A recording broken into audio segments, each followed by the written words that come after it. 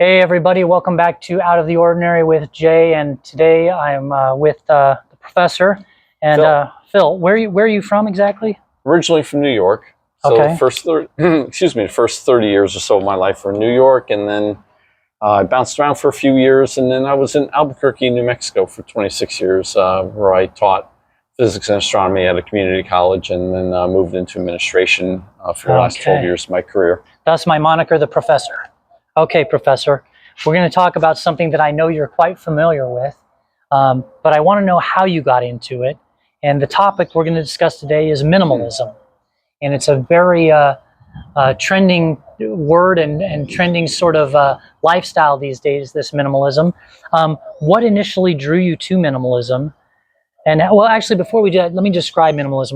Why don't you describe minimalism? How would you describe it? Minimalism, what does it mean to you? The way I look at it is, I mean, I'll describe it. There's so many different aspects to it. It's hard to sum it up in one sentence. I think minimalism is basically, from my point of view, it's living simply and living without a lot. In other words, rather than having, 2 homes and 4 cars, a person might rent an apartment and bike, as an example, or like the ultimate minimalist. You have an ant on you. Do you mind? No, please get rid of the ant. But like the ultimate minimalism would be like, these people that do like the van life. You know what I mean? They bought an old beater van and they're just driving around, living wherever they live. And, or I guess the ultimate minimalism would be homelessness. But I mean, that'd be the ultimate. But is that a okay definition of minimalism? Yeah, living simply? It's funny that you mentioned that minimalism to you means just keeping your life simple. Because when you ask the first question, which is what drove me or got me thinking along those lines of minimalism, it was exactly that. I've always tried to keep my life simple. Oh, okay. And so when you said they use the word simple, I said, oh, that's it right there. That's the move. Okay. Yeah, so I always just try to keep things simple. I don't like to make things more complicated than they have to be. And I think that was the initial impetus, was just keep things simple. I don't like don't like things to be too complicated. And why do you think, just out of curiosity, why do you think that was important to you, to not have a more simplistic way to live? I don't know. I just like living that way. Yeah, it's hard for me to really put my thumb on it, but Well, when did you start it? How old were you when you just kind of became, what would you consider a minimalist, for lack of a better term? I don't know. I'd say probably by the time I probably started to think about it in those terms when I got out on my own. Okay. So after I got out of school, finished all my schooling and got on my own, I realized life was just easier if I kept things simple. Yeah, I think that goes with your being a professor and being smart at physics and astronomy. I came to the game late. I'm a minimalist wannabe. Like, I'm doing a pretty good job, but I'm not like, definitely not as good as it gets. But my own sort of just brief story on that is I tried the other way, the big home, the lots of cars and whatever. It was a disaster. I had, I always say the more things that you think you own, the more things own you. Right. And I didn't like it. I was like, what good is this house with, 3 extra bedrooms that are literally never going to have the doors open to them? They got to put furniture in just to dust them off once a year. Right. Like, it just started to appear to me as nonsensical and a waste of time. And I guess as soon as I kind of figured out that I really didn't care much what people thought about me or how much money I did or didn't have, as soon as I kind of hit that mindset, I was like, well, then I'm going to make my life a lot easier. Right. And I literally did. It was like spring cleaning for everything, and I only did it about 5 or 6 years ago, but I would never go back to the other thing. So yeah, and then it's interesting you say that, because when you asked me what my definition of minimalism would be, what was going over in my mind wasn't keeping my life simple, which really hits the nail right on the head. But what I was thinking was, don't use what you don't need, which is what you just said. Don't buy things you don't need. Don't get what you don't need. Just understand what you need and what you want. And anything else is not necessary. And that was to go back to when I started to think in a minimalist type of way. Again, I think it was probably pretty much when I got out on my own. It was when I was younger. I moved around a lot. And every time you move, you're moving all your crap. You got to take all your stuff. And I realized every time I would move, I move this stuff all the time. I'm not using it. I never use it. I put it in a box. I get to my new place. I unpack it. It sits on a shelf or whatever. And then I move again. I pack it up and it moves. And I never use it. It just sits in a box, goes on a shelf, goes back in the box, and it goes everywhere I go. But I don't need it. So I realized, why do I have all this stuff? And I never had a whole lot of stuff, but I realized even so, I had stuff I really didn't need. A lot of stuff I had was stuff that other people have given me. But and another important thing is whenever I have something that I really don't need or use, I hate to waste things. So I rarely throw anything out unless it's useless. But I will give stuff away left and right. So when I was working, if I had something that I didn't need, I'd bring it to work. I'd put it in the break room. Guaranteed it would be gone in 10 minutes. Someone would say, oh, I could use that. A great example is when I retired and moved out here, I had some extra dishes because my mother passed away. She had some nice china. And so I said, well, I might as well take some of that with me. And so I did not take much of what my mother had in the house. I took a few things that I thought I could use. But then I had all my old china. And I said, I'm never going to use this old china again because I got my mother's china when she passed away. So when I retired, what I did was I took my old china and I took it to the break room at work and I left it there. And the first day I left it there, people were using it. I had these soup bowls. I never use a soup bowl. I had these soup bowls. By the way, I got that china from my parents too because it was their old china. And so I had these soup bowls I never used. I'll be darned, the first day I brought that stuff in, someone used my soup bowl for something, and I know because I went in the break room later in the day and the soup bowl was in the drying rack. So someone used it to eat their lunch, and then they washed it in the sink and put it in the drying rack. And you probably felt good about it. And I felt great. I said, no, it's being used. I found a good home for it. I will tell you, a lot of people can't do that. This is a little bit of a separate subject, but it sounds like you're not very attached to things. No. Because, for a lot of people, they'd be like, well, listen, this came from my dad, or I've had it, I bought it 20 years ago or whatever. I can't get rid of it, right? So it's sort of like you almost have to have a non-attachment mentality. And I will say that I see where that's coming from. There are some things that I keep strictly for sentimental value. There are not many things, but a few. And I keep them because they do mean something to me, and I derive pleasure from them. Can I tell you? Oh, go ahead. Sorry. But I have gotten rid of a lot of things that had sentimental value for me too. Things I said, do I really need this? No, I really don't. I can live without it. But there's some things that I really don't need, but they have so much sentimental value for me. I make that sacrifice. I use the word sacrifice, but I make that sacrifice. I'm like, I subscribed to bodybuilding magazines for years and years and years, and I had literally stacks of bodybuilding magazines. I gave them away. I took them to the gym, put them in the rack at the gym where people would read magazines when they're on the treadmill or whatever, and I would bring in a couple magazines a day, and they would all disappear. There was like Flex magazine and Muscle and Fitness and and there were always muscle heads in the gym who wanted those magazines, and so they found a good home. But there are some that I kept because they have sentimental value for me. One of them has my picture in it. Hey. and there are about, you have to keep that one, by the way. yeah, of course. So there are about roughly maybe 15 or 20 that I kept, and I could get rid of them, but I said I'm going to make this sacrifice and keep these and drag them around wherever I go, because they mean that much to me. But I really try to limit it. Can I give you a solution that I came up with that I found helpful when I finally hit my little minimalism journey that was helpful in this regard?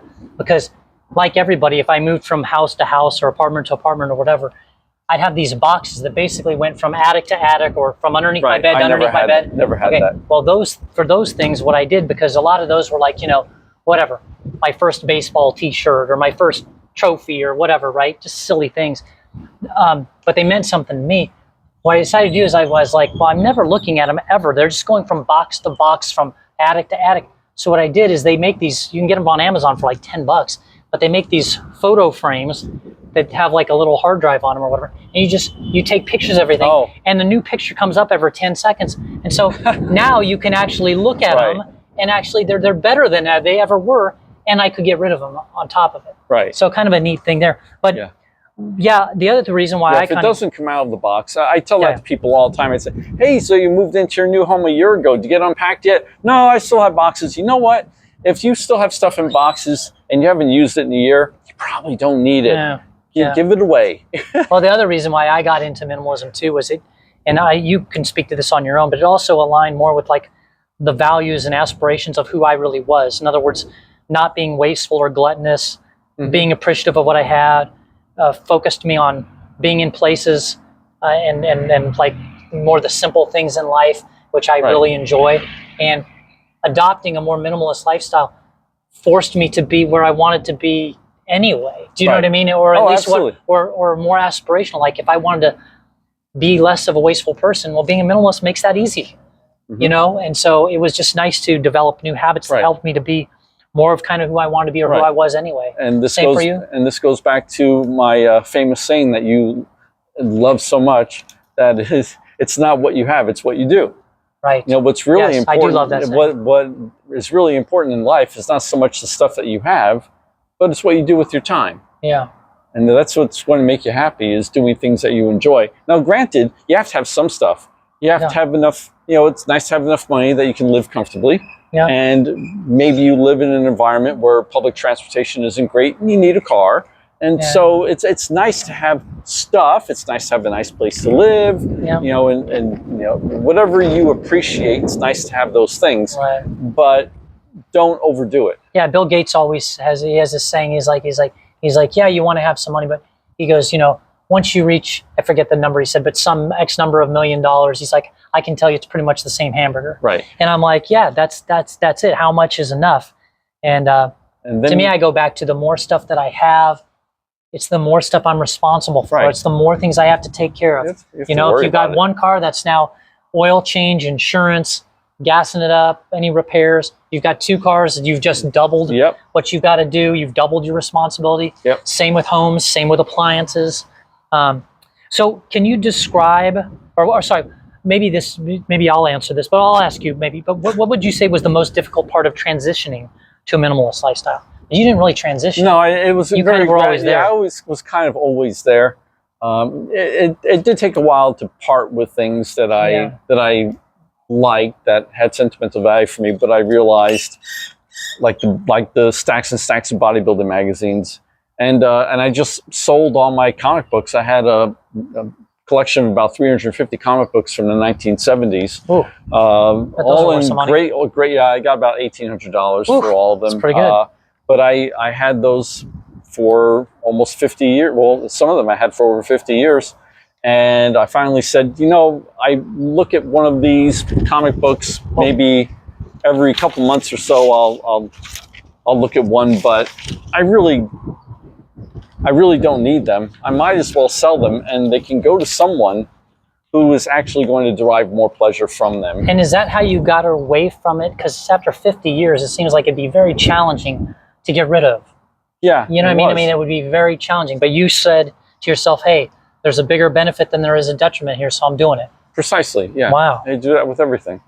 Wow. I'd say for me, the most difficult part of transitioning to a minimalist lifestyle, especially coming from where I had come from, which was I had worked really hard to buy everything to, keep up with the Joneses and had the big house and all these things, is people not understanding and understanding me and thinking somehow, I got hit in the head with something. You know what I mean? Like, I don't understand. People still will do this to this day. Like like I have a bicycle that's pretty much a piece of crap, very heavy.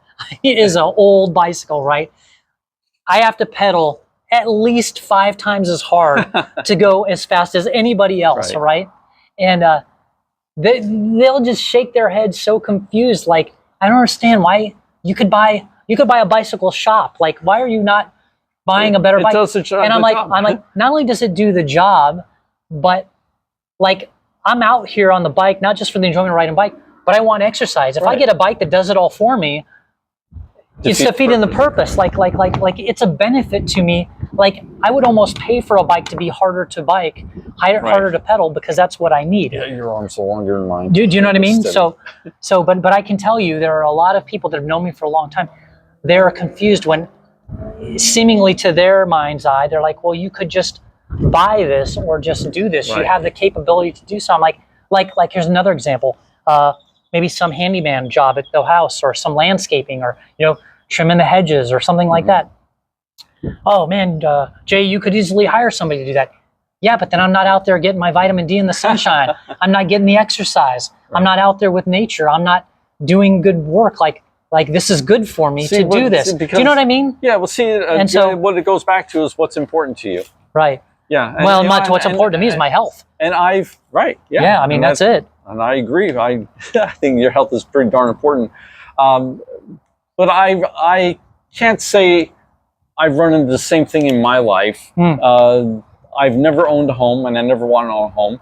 I could certainly afford a house. I could afford a very nice house. Well, you're an old school minimalist. You were minimalist before it was cool. Yeah. And occasionally I've had people say, well, why don't you own a home? I say, well, who wants the hassle of a house? It's more work, and I hate that kind of stuff. I'm not good at it. I like living in an apartment. I just want a nice place to live.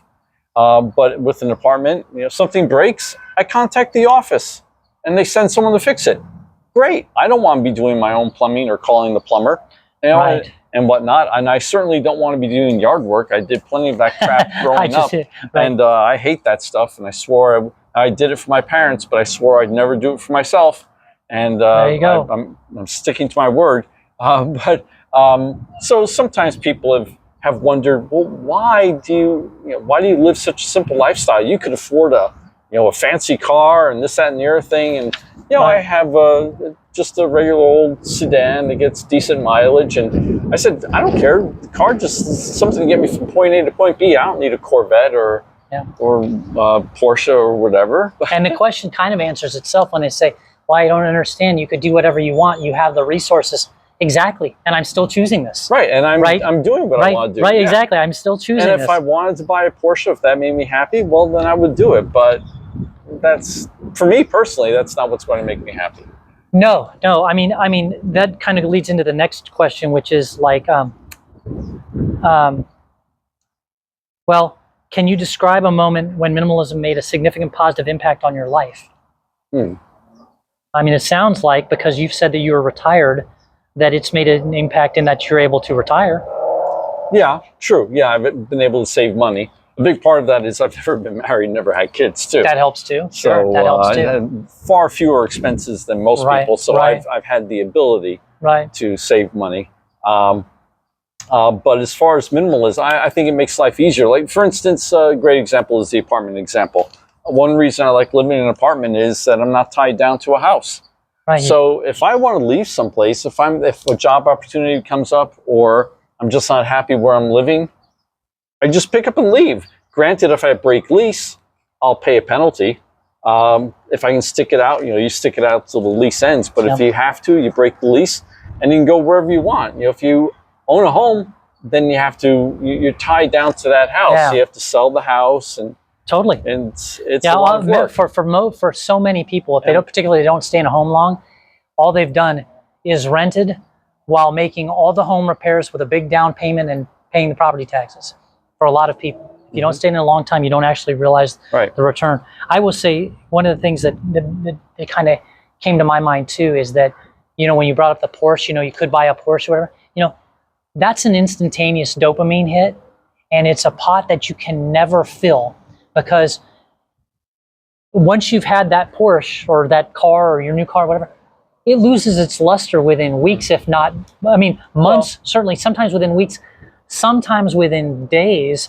And like, here's a way to think about that. And here's a good sort of minimalist point of view is this, you know, first of all, before the person bought that Porsche or they bought that nice new car, you know, what really made them thrilled about getting the car was the moments leading up to it, the anticipation of getting this new car and that new car smell. All that goes away once the purchase is made. And now you're just left with the car and the car payments and the insurance. But I beg to differ, because there are some people who really, really like cars, or really into cars. And having that Porsche is important to them, and they will enjoy it for every single day that they own it. Then that's fair. In that case, I think that's a worthy purchase. Right. I definitely do. It's like someone purchasing the work, someone who's into art. And purchases a painting of Rembrandt. So if you're really wealthy and you can purchase, you know, a really expensive piece of art, you're buying that piece of art either because it's an investment or because you really, really appreciate good art. And you want, it's like me keeping the few bodybuilding magazines I kept, not that they're expensive, but I keep those because I like them. I derive pleasure from them. So someone who really is a serious art collector or is a serious car aficionado. Ooh, big win. Then I got it. Go ahead. Then those items will make them happy. I definitely agree with you on that in those instances. The only thing that I would say is that I think where a lot of us get lost, a lot of people get lost in general, is that, you know, sort of this would be a quote that somebody said, but remember what you have now is something that you really wanted once before. Do you know what I mean? Yeah. And another way to sort of phrase that would be like, another way to think about that, sort of a minimalist thought experiment would be like, if you lost everything you had today, all your possessions, your home, your car, your trinkets, your jewelry, your everything that you like, and you lost it for a month and then you got it all back, how happy would you be?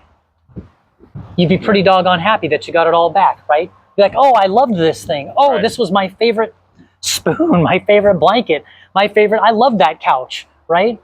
And so I guess, you know, to the extent, I think maybe part of minimalism maybe is not taking for granted things. You know what I mean? Like, I don't know.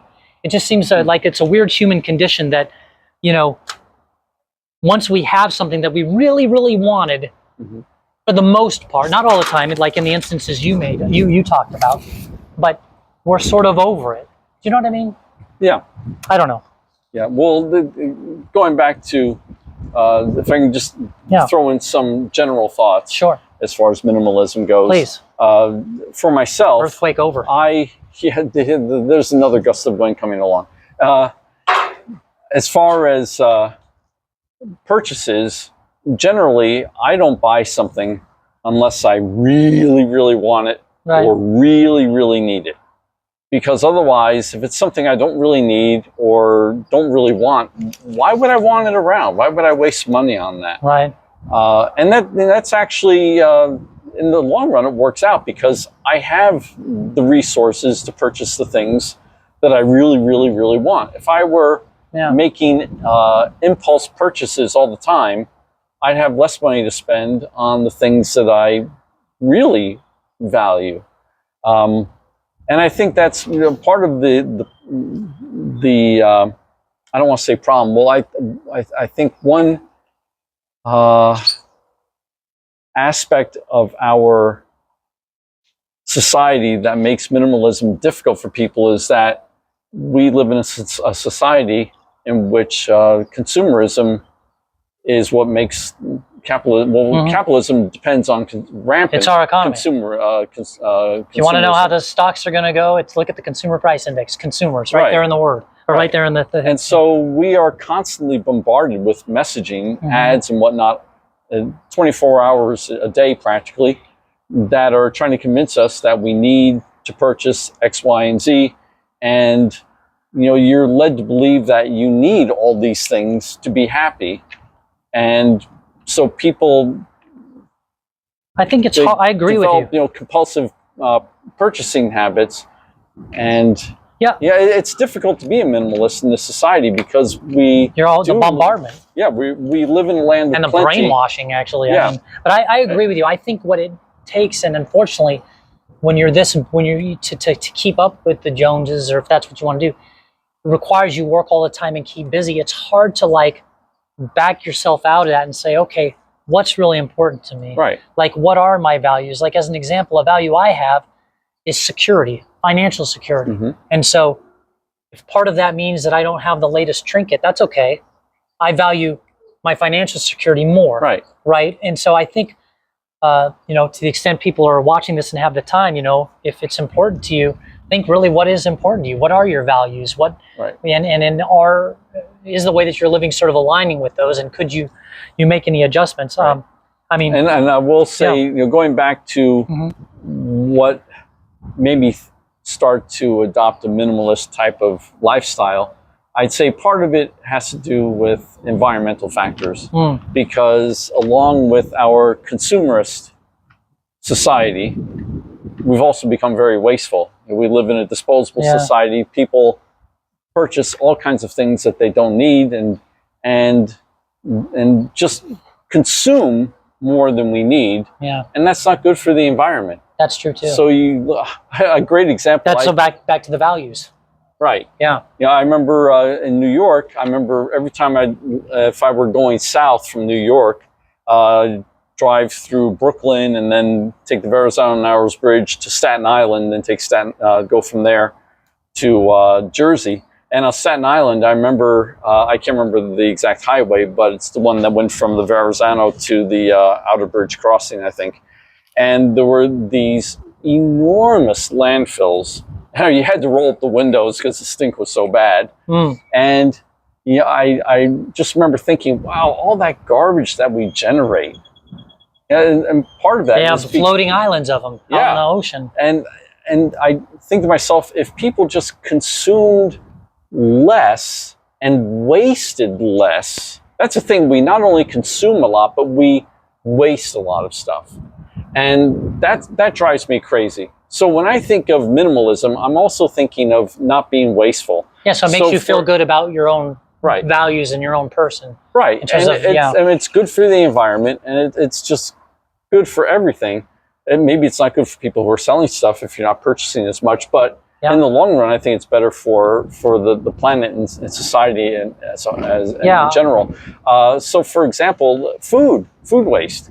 I think the figure is something like 40% of the food that is produced in this country goes to waste. That's a lot. Now, granted, most of that is through the restaurant business.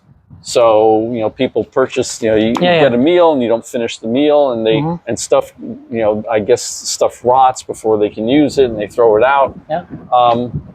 But we throw away a lot of food, which is really a shame, which is really a crime. And I'll tell you, this takes me back to my college days. Because when I was an undergraduate, I was on a meal plan, and it was unlimited. You could get as much food as you wanted. And being you have guys in their late teens and early 20s, what their appetites are like. It was not uncommon to eat 3 or 4 plates of food for dinner at night.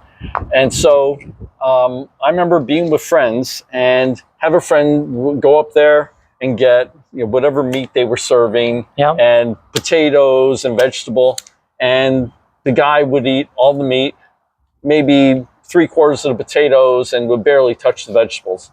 Then he'd go up and get another plate of food, meat, potatoes, and vegetables. Yeah. And I'd say, well, why'd you get the potatoes and vegetables when you didn't finish it? You hardly even touched the vegetables. On the first plate, why'd you get it again? Well, I paid for it. And it killed me. I said, well, are you going to eat those vegetables? They'd say, probably not. I'd say, give it to me. Because I could not stand to see it go to waste. Because certainly you can see my minimalism suits you. I mean, it's pretty easy to see where your values are. So for me, minimalism also ties into not being wasteful. Definitely. because it's not. Other things that kill me. You go into a public restroom and you have the paper towel dispenser. You have the handle and you can get a sheet as long as you want. And how much paper towel do you really need to dry your hands, right? You need a piece this long, right? Okay. Well, and how many times you go into a public bathroom and you see someone go, and they literally get a piece of paper towel that's 3 or 4 feet long. It's a cape. To dry their hands, and they throw it away. That to me, those are the kinds of things those are the kinds of changes that people could make very easily that wouldn't impinge upon their lifestyle. That would. Right. This is related to minimalism. I know it. No, maybe I'm going off on an environmental diatribe here, but I see it as being part of a minimalist lifestyle, not using what you don't need. Yep, I agree. It's that whole mindset. Don't buy what you don't need unless it's really important to you or you really need it. Don't use stuff you don't need. Don't waste stuff, because it's just going to end up in a landfill somewhere. It's going to end up as pollution. It's just going to be detrimental to the environment. And by the way, like if you have a gym membership and you're going to the gym and you're using the paper towel, 3 feet of paper towel to dry your hands, you're paying for that gym membership. And part of the, if everybody did that, the gym membership would go up a couple bucks. Right, exactly. Yeah. What misconceptions do people often have about minimalism, would you say? I think that, like, what's a misconception? I think the biggest misconception is that people think you're living a lifestyle that's too austere and you're missing out on too much in life, which is, I think, absolutely not true, because all you're doing is, I think you are focusing on things that are really important to you, and the things that are not that important to you, you're just not doing. I agree with you 1,000%. I think that's the biggest one. It overrides what my answer was going to be, but is just a misconception that people have about minimalism. To me, is that they're sacrificing. Right. Like I don't feel like I'm sacrificing at all. I think you're benefiting. I think I'm benefiting huge. I have more time. I feel more secure. I'm less stressed. Like it's only benefit. I'd say maybe adopting a new habit here and there for a couple weeks, maybe that's a little uncomfortable, but once I get past that, I'm like, oh, this is bliss. I can't believe I didn't do it sooner is usually what I say. And I think, that's probably one of the biggest misconceptions, is that I'm sacrificing, and even more so sacrificing needlessly, when really I feel like, no, I looked at all the options out there. I put them all into a spreadsheet. This is the best equation overall. This adds up. This is the best move. Also, going back to that is like, chores or things that I can do myself, and I don't do them all myself, but very often is that I'm like, well, wait a minute. I'm like, if I'm glad I can do things myself, Hey.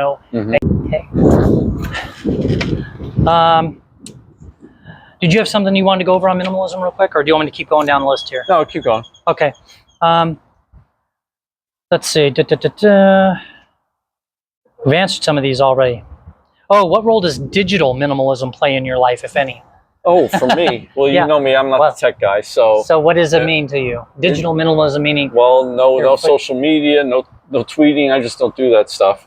And, and using technology wisely. Don't become over-reliant on technology. Use it when there's a real benefit to be gained from it, but don't be wasting your time on it. Wow, not to be an oxymoron, but you're a minimalist to the maximum. That's pretty good. I mean, nice job, man. Yeah, I would say I need to reduce my own digital footprint and work on that, only because I care about my sanity. And so to the extent that I can do less time digitally, that would be great. What advice would you give someone that's curious about minimalism but doesn't know where to start? It's kind of an interesting question. Well, just have them sit down and think of all the things that they have and how they spend their time, and figure out what's really important to you. Of all the stuff that you have, what do you really need? What do you really want? And if you have other stuff that you don't really need and want, like the stuff in the attic in the boxes that you move from place to place and never take out of a box, get rid of that. And as far as spending your time, if you're spending hours and hours on TikTok and it's really not doing anything for you other than a quick dopamine hit, then are there better ways to spend your time? Yeah, I think in terms of minimalism way, I would answer it. And for those that are curious of it and don't know where to start, before you get to the where to start point, I would just say, just like you, I would just echo what you said, which is what's really important to you in this life, and what are you willing to give up, you know, or what are you, Right. what are you willing Or to, just cut out the things that aren't that aren't important. Well, that are. I don't know. And in terms of where to start on minimalism, I would say, you know, baby steps. Really take a look at what are the things that like if you've got 4 or 5 streaming services and you're really not watching one of them, start there. Save yourself $10 a month. You know, and when you see how good that feels after a while, maybe you'll check into something else. Maybe you'll do another one. If you've got a bunch of Amazon subscriptions coming your way and you're not using them all the time, or you're kind of throwing them out or returning them all the time, you say, okay, well, let's try doing without this one and see how it goes. It starts to feel pretty good after a while, and it can become quite a wonderful snowball, I think. Okay. I was just going to say, I think that minimalism really helps a person define what's really important to you. Why, and then I would say maybe ask, why do you have the goals that you do? Are those goals good? And I would probably close with just saying, you know, I think it's true, that old saying of some of the best things in life come for free. Yes, absolutely. All right. Thanks, Phil. Sure.